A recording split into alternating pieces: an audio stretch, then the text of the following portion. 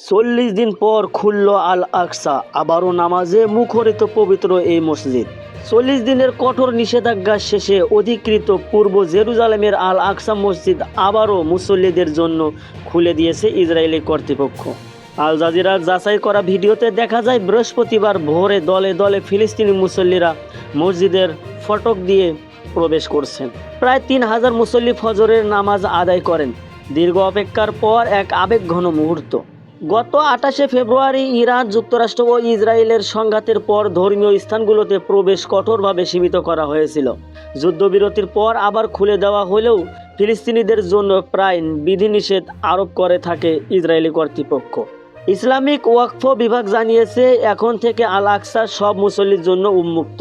নিরাপত্তার জন্য পুরনো শহরে মোতায়েন করা হয়েছে শত শত পুলিশ। আল আকসা আবারও প্রাণ ফিরে পেল।